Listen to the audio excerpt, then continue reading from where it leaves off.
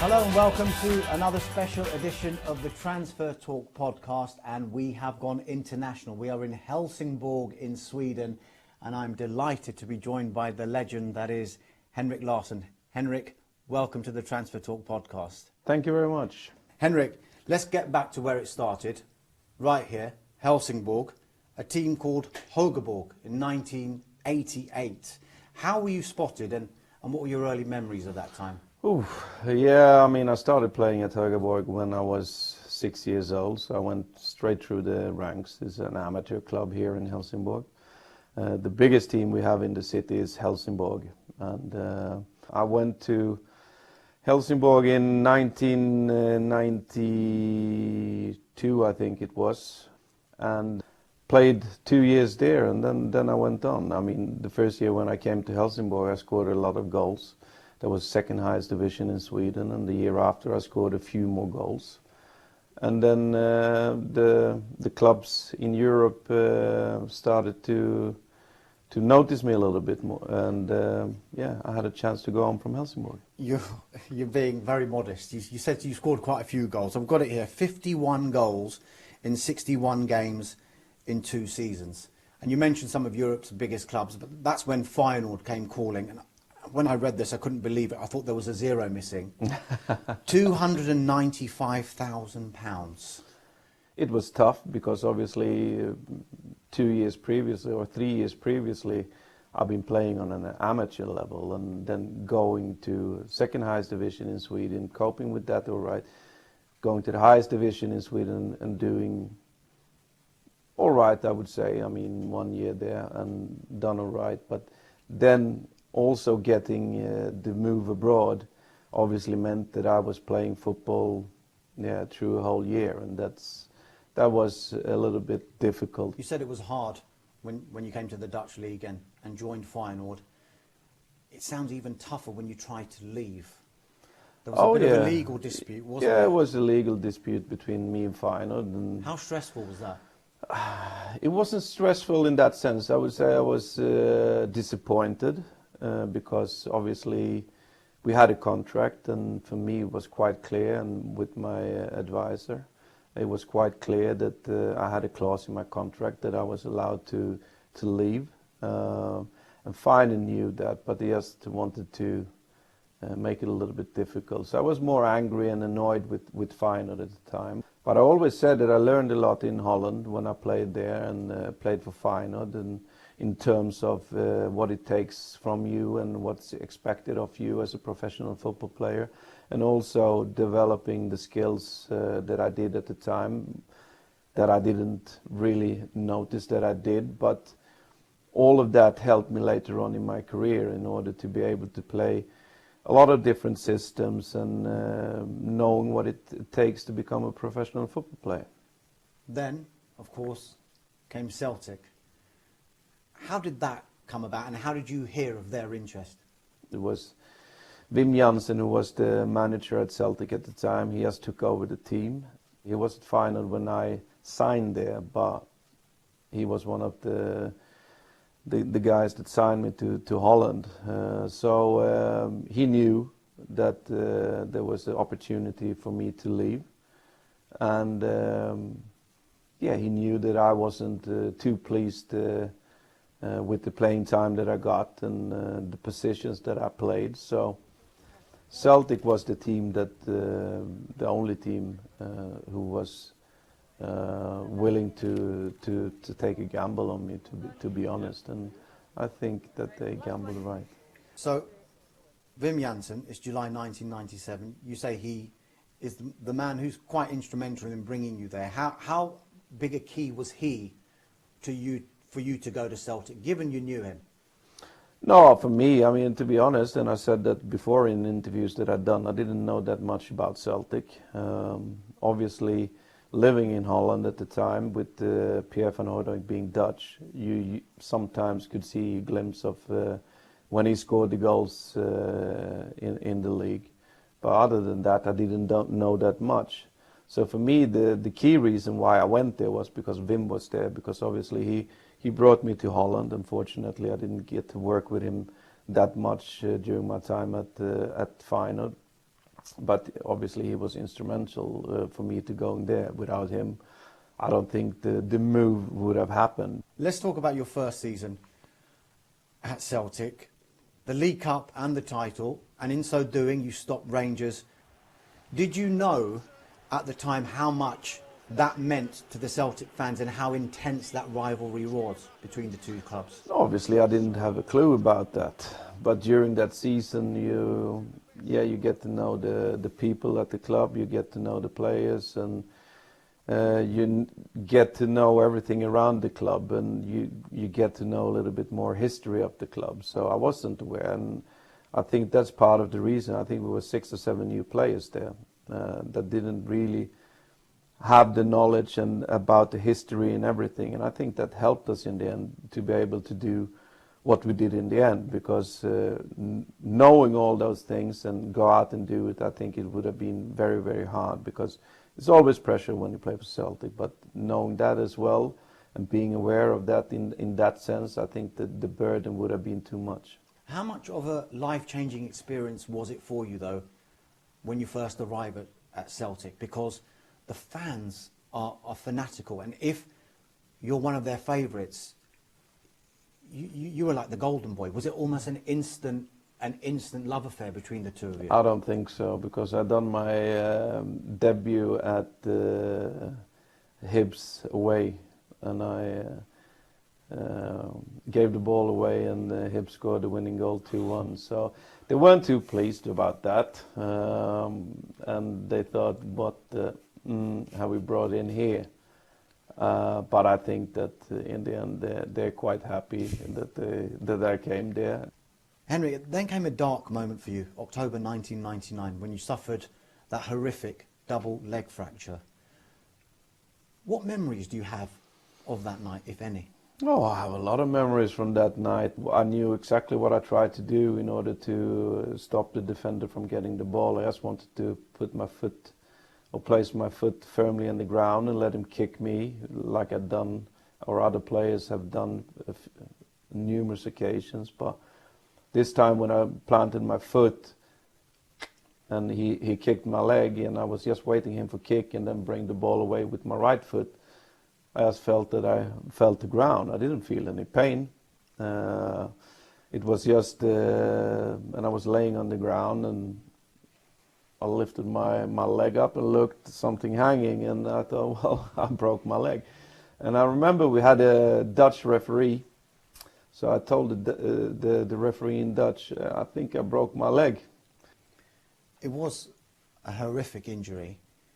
Yeah, at the time as well, because I mean, we're talking about 1999 here, and I mean, not many years prior to that. I mean, if you get a meniscus or something like that, that was considered a injury that you would have a hard time to come back from. And obviously in '99, I'm not happy that I broke my leg, but I'm happy I did it at the time, because the technique to treat the leg breaks was different, because I still have my pin inserted in my leg, is from here all the way down here, and a screw on the side there.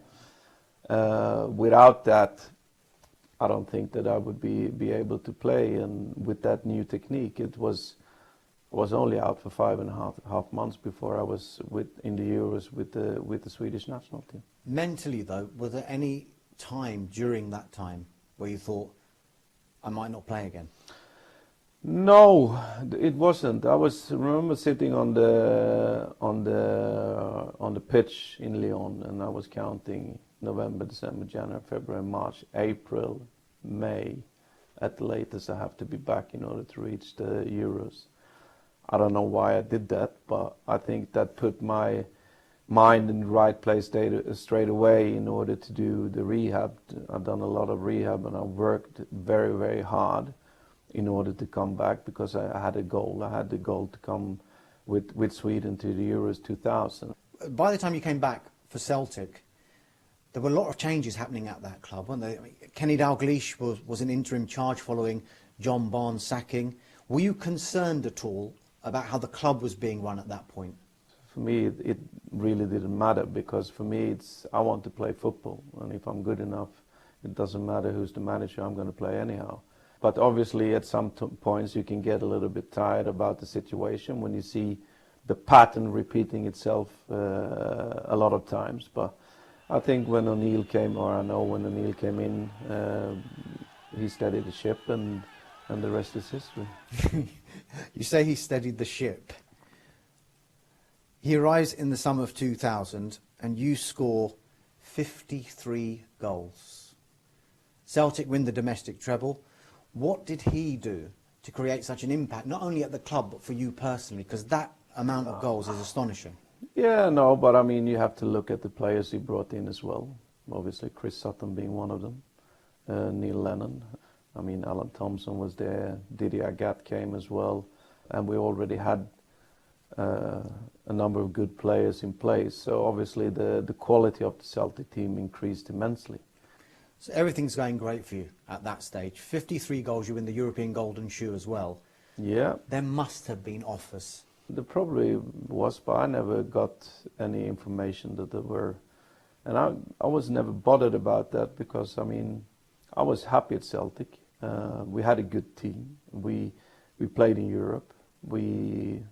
2003 we went to a European Cup final. I was playing with the Swedish national team on and off.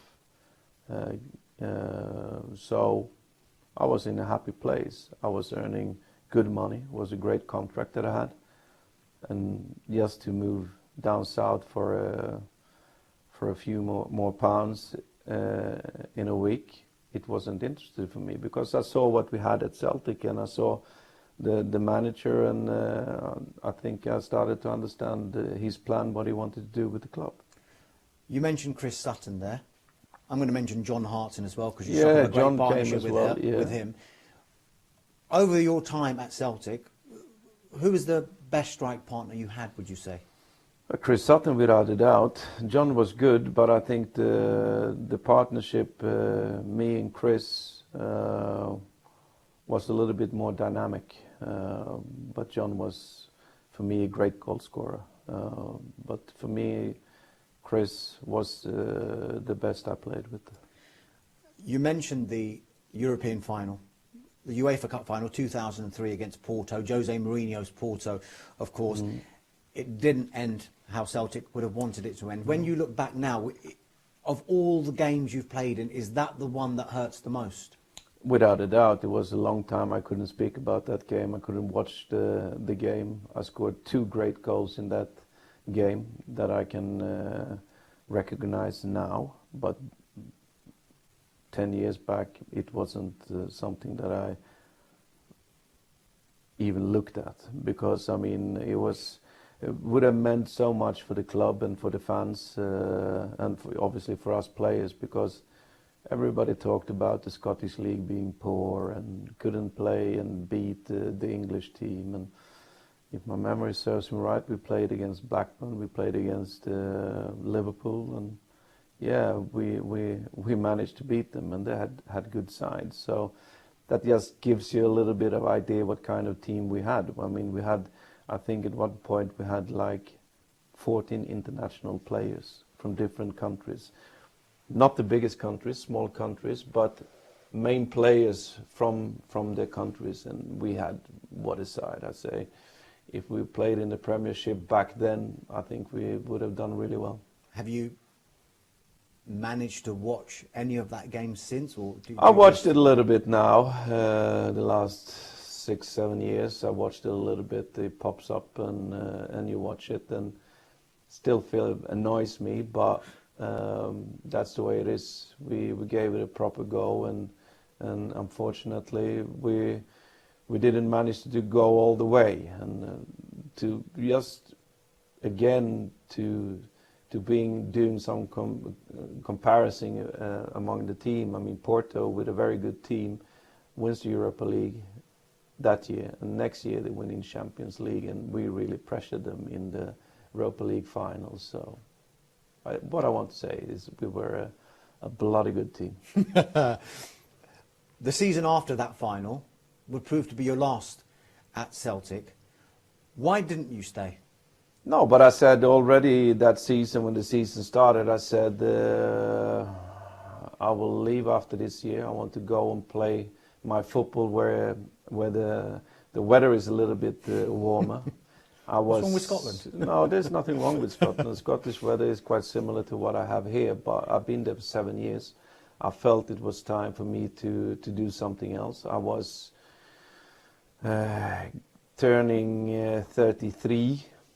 I felt that if I'm going to do something, now is the time to do it. So I said it all along during the season that I will leave after this year, and yeah, because I didn't want to part in a bad way. I wanted everybody to know what my feelings was and what my plans were. You said that you were happy at Celtic. You wanted to show people that Scottish football was good. You got to a European final. You won major trophies. You scored so many goals. During that 7 years, though, was there ever any time where you were tempted, I think I want to try something else, aside of that final season? And were there ever any opportunities for you to No, go? I wasn't tempted. I know there was interest from Manchester United. When was that? I think it must have been just before I broke my leg, something like that. But I'm not sure. I'm not really sure about the years. It's so long ago. Do you know how that came about? I heard about it because Mark Reaper, who was centre half at Celtic at the time, got a phone call from a United player, and who was that? I don't know. What I heard, but I don't know if it's true or not, so I don't want to tell pork pies here. Sure. So, and asked a little bit about me. There was an interest, and I know that Sir Alex been up watching. But I was happy at the time. I only been like 2 years, 2.5 years maybe at Celtic. But fresh in mind, I had the 3.5 years in Holland, and I started feeling at home. I started feeling happy. My football went good. I scored goals. We had a good team, and I felt that now is not the time. Now, you said after that Europa League final, that final season, you wanted to go somewhere, maybe where the weather's better. Did you ever, in your wildest dreams, imagine Barcelona would come calling? No. So did you think it was a joke when it happened? Not a joke, but I thought, seriously, because I know at the time when I stopped that season, when I played the last game, I still didn't have anything in that I spoke with the club. I know it was about 28 to 29 clubs that were interested in my services. 29 clubs? Yeah, from Europe, all over, Italy, Spain, I think even Germany, in Holland as well. And did any of those go as far as talks with you? No, because I said I have the European Championship here, because I just made my comeback to go back to the Swedish national team. I stopped after 2002 in the World Cup. I said I want to focus on the European Championship. And I get a phone call, a few days before, from my wife, before we're going to meet Holland, play against Holland. And she tells me that Barcelona is interested in me. And I said, no, they have to wait. She just chuckled and said, I don't think they're going to wait. So I said, okay, then you have to go over there and talk with them. I don't want to know anything, together with Rob Jansen. I don't want to know anything, and you sort it out. And once everything is finished here, I can talk to them.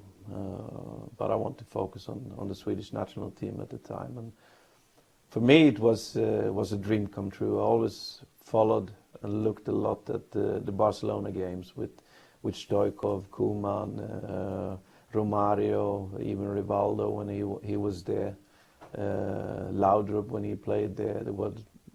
The dream team was fantastic to watch. Romario. So for them, that they came for me, I was a little bit surprised, because I was a little bit older at the time, and it's generally not a move that Barcelona goes for. They tend to go for the younger players or players that comes from the academy. But Frank Rijkaard and especially Henk ten Kaat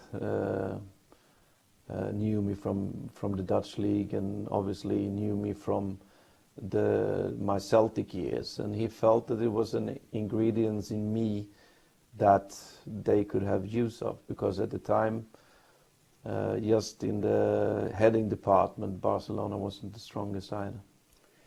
You said that your wife called you to tell you Barcelona were interested. So once all of that, the wheels are in motion there, is it your agent Rob Jansen who's sorting everything out while you're concentrating on the Euros? Yeah, together with my wife, yes. And then after the Euros, can you tell us what happened then? The day after, had a terrible hangover because we lost against penalties against Holland, and I wasn't too pleased about that. But I had to travel to Barcelona to do the medical. It was 2 days after, I think it was, and done the medical and then the press conference, and then I was a Barcelona player. Even at that age, though, is your head spinning? No, I wouldn't say spinning, but obviously being at one of the biggest clubs in the world and playing at that ground. I played there before with Celtic then, but going out in that jersey and what that means, it's just a fantastic feeling. It's something that I'm very proud of. So you're 32, I think, when you join them, and you're joining the likes of Ronaldinho, Samuel Eto'o, Messi, Iniesta, Xavi. What was their reaction? What was their reaction to your arrival? Obviously, it's always like that. When you arrive as a new player, the other players is always going to test you out a little bit because it's a how do you say that? Hierarchy? Yes. Yeah. But I mean, they saw straight away that I could play, and that I was somebody that they could get something out of. So it goes quite quick because the player sees straight away if it's a good player or it's maybe not so good player. So when you could see that they were, this guy can do it, how much satisfaction did that give you? I knew at the time I was a very good football player, so it didn't really matter that much to me because, I mean, I've been playing World Cups, scoring goals in World Cups. I've been playing European Cups, scoring goals there against good sides. So I knew what I could do. Is that part of the makeup of being a professional footballer as well, though, knowing that you are good? Yeah, knowing that you're good and knowing why you're good and keep on doing those things. I've seen a lot of players that become good football players, and after a while they stop doing the things that made them good football players, and it's downhill from there. And I didn't want to do that. I always try to train hard, play hard, do my best for the team. The team is always number one, because without my teammates I can't do anything.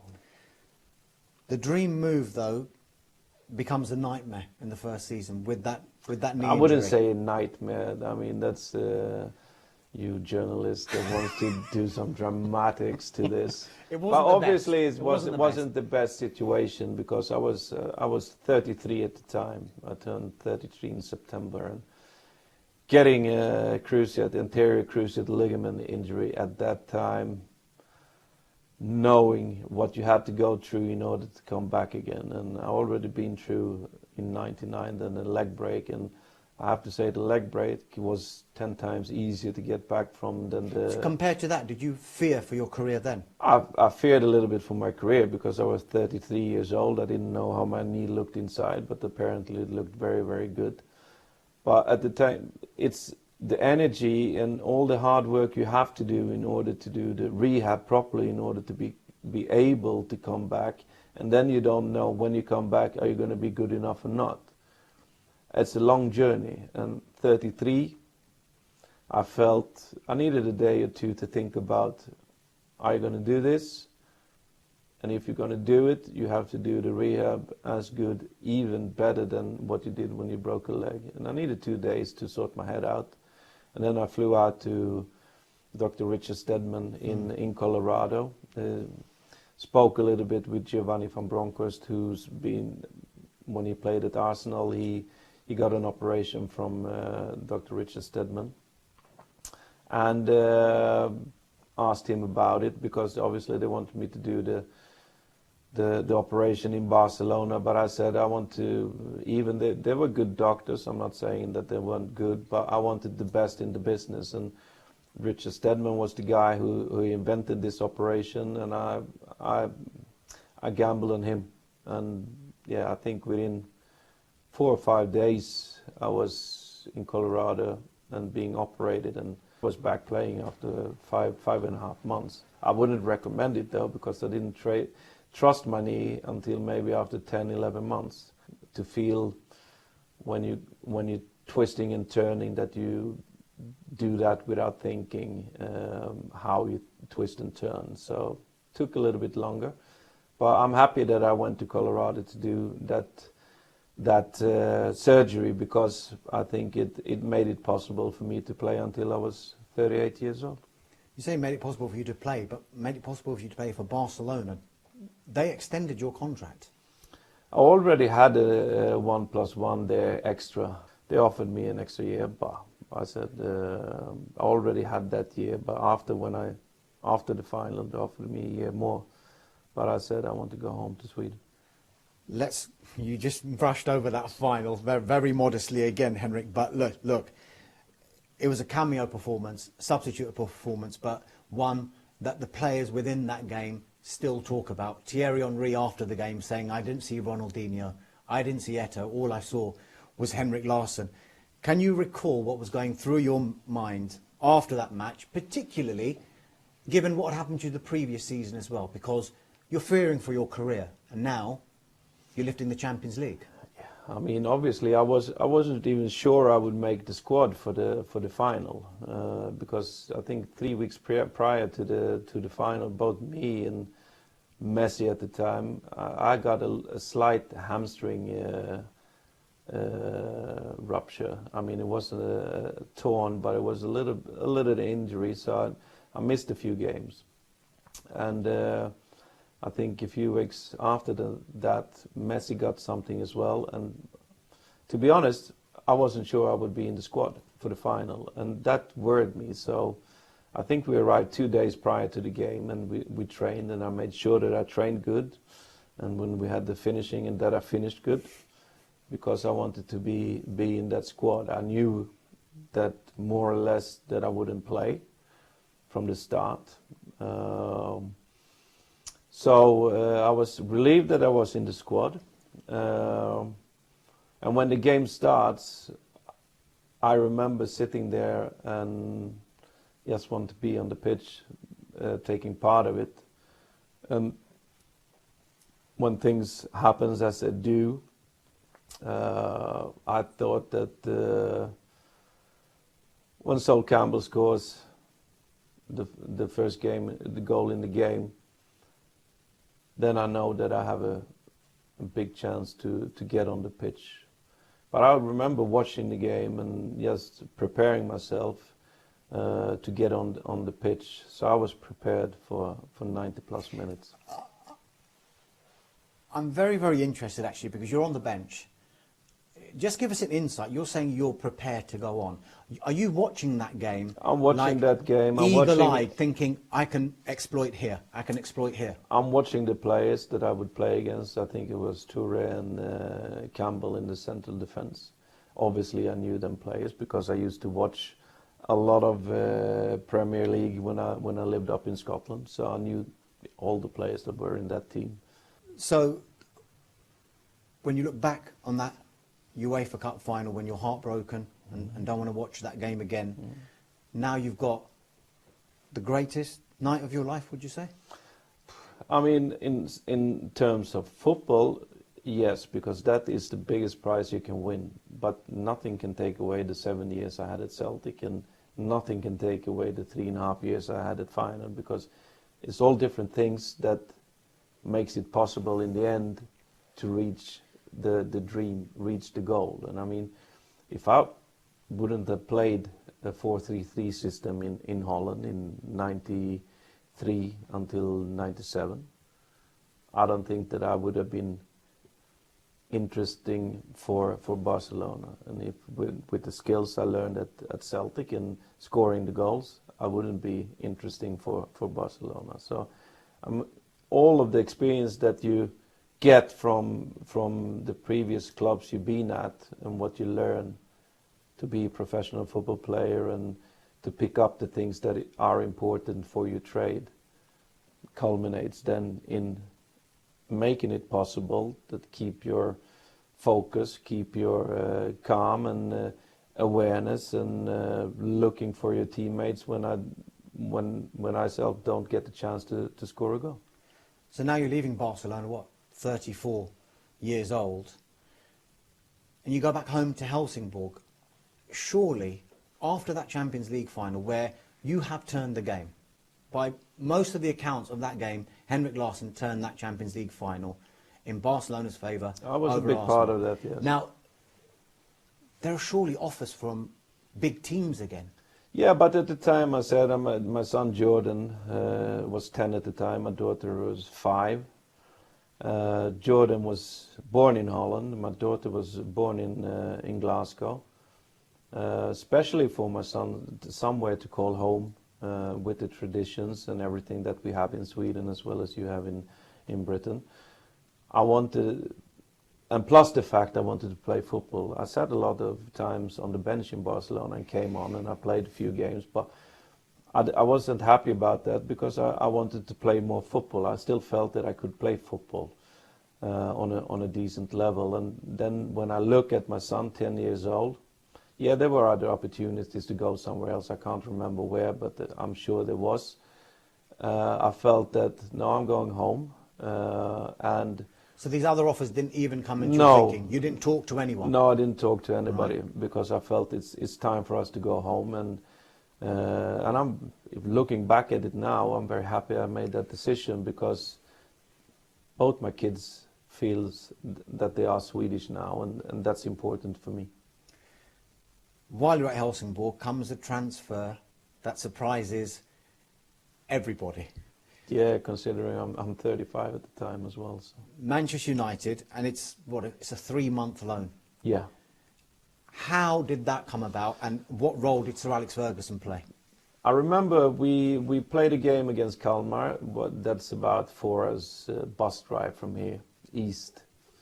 And we beat them, and then coming back to Olympia, Helsingborg's home ground. And the manager we had at the time is Stuart Baxter. He's English. So he has his connections everywhere. And he pulled me aside when we came to Olympia. He said, Henrik, fancy a spell in United? And I thought, what? Yeah, now I got a phone call from, I think it was the chief scout, I can't remember his name now, and asked about you joining them on a 3-month deal, loan deal. I was really happy that opportunity came because, and I told him when we came to Olympia, I said, well, I have to go home and discuss it with the family. But already then I decided if they really want me, I'm going there because it's Did you at any point think it was a joke, it's one of the best clubs that I've been at, even though I was there only for a short time. The way they took care of me and my family and all the possibilities, Sir Alex and all the players were just fantastic, and it was a great experience for me. It's a terrific boost because you're getting a player with great pedigree and great character. I know Henrik, and well, I've known about him for a long time in terms of his character and his pedigree and his goal scoring ability. I think it's a terrific bit of business for us. The only regret I have in my playing career was that I didn't stay on for the rest of the season, and because I think that if I would have stayed the rest of the season, I think that I would have been offered a little bit more, maybe an extension on that. But the problem was that I promised Helsingborg to come home, and also, as I talked to you earlier, that I wanted the kids to have something where they could call home. I wanted them to have a base. I'm going to read you a little extract from Sir Alex Ferguson's autobiography. You're probably aware of this quote. If you're not, this is nice. On arrival at United, he seemed a bit of a cult figure with our players. They would say his name in awed tones. Henrik retained that aura. He looked a natural Manchester United player with his movement and courage. Now, unsurprisingly, Sir Alex Ferguson wanted you to extend. And I know when you look back, you regret it. But what did he try and do? How did he try and convince you? No, I remember we having a talk with some other players involved in that talk as well. And I said, I mean, I really appreciate it, but I can't do it. I promised Helsingborg to go to, because they invested a lot of money for a small club from Sweden, and to bring me home and everything and around it. So I knew what I signed when I came to Helsingborg, and even though United and everything it's so much bigger, I've still felt that I couldn't break my promise to Helsingborg. It's very honourable. What did Sir Alex Ferguson say when you told him? No, but he understood me, and I think he really appreciated it, because, I mean, for me, getting the chance to work with Sir Alex and all the players that were there at the time was just a great experience, and that just something woke me up again. I mean, playing back home in Sweden, yeah, it's professional, but it's not the professional atmosphere, the aura about it as it was when I came to United again. I felt at home there, even though I was there for a short time, and it's, yeah. But having such a long playing career, if I only have one regret, I have to learn how to live with it. Because that following season, United won the Champions League. Yeah. Well, I mean, I have to be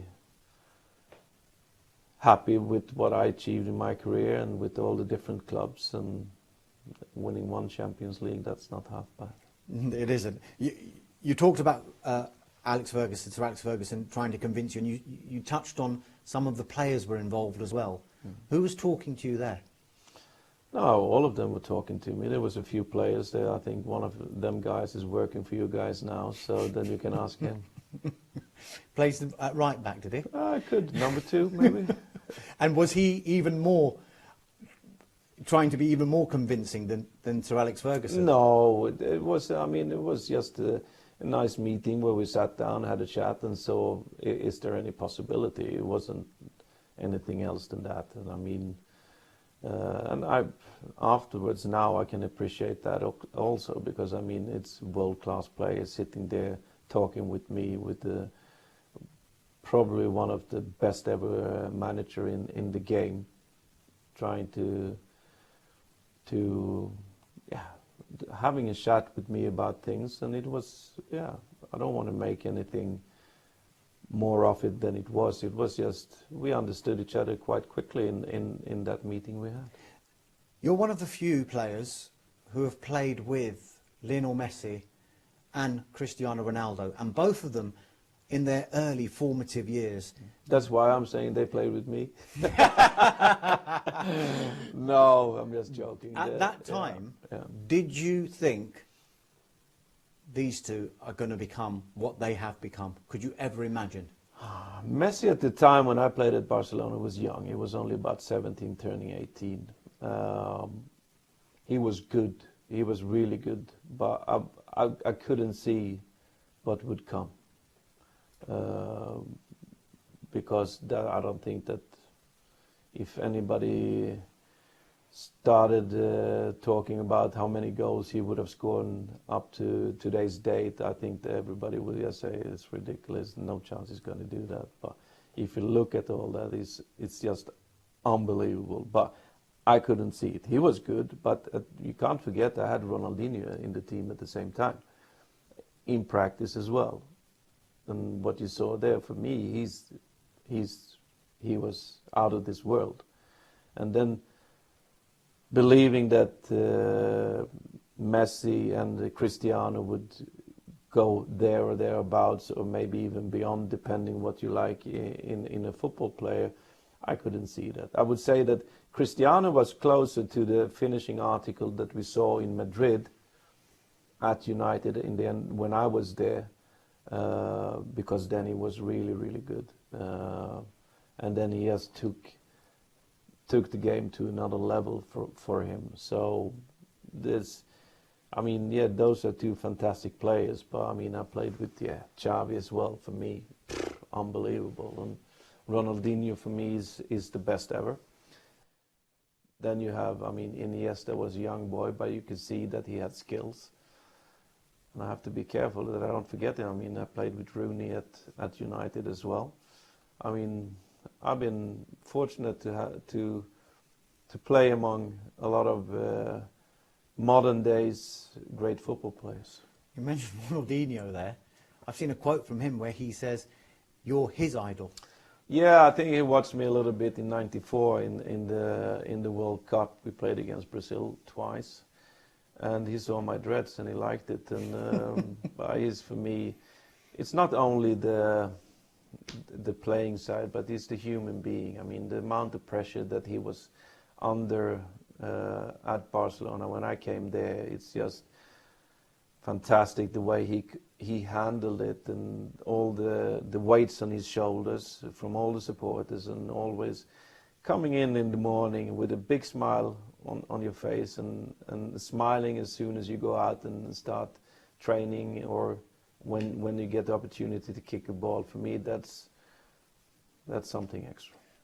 Henrik Larsson, thank you for being a fascinating guest. Thank you very on the much for Transfer having me. Talk podcast. Cheers. Thank Brilliant. you.